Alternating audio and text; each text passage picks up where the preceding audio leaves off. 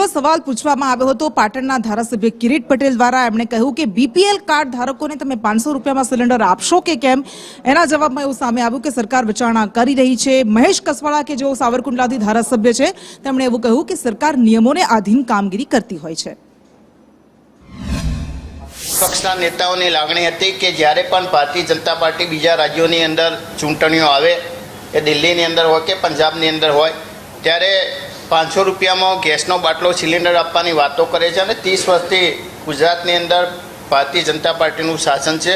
ત્યારે જે રીતે બીજા રાજ્યોની અંદર સત્તા લેવા માટે વચનો આપી અને રેવડીઓ આપવામાં આવે છે એ રીતે ગુજરાતની અંદર પણ ગુજરાતના લીધે જ્યારે તમે સેન્ટ્રલ કેન્દ્ર સરકારની અંદર સત્તામાં આવ્યા હોય ત્યારે બીજા રાજ્યોના મહિલાઓને જે લાભ મળે છે એ લાભ ગુજરાતની મહિલાઓને પણ મળવો જોઈએ। હું એમ માનું છું કે એ કિરીટભાઈનો વ્યક્તિગત વિચાર હોઈ શકે।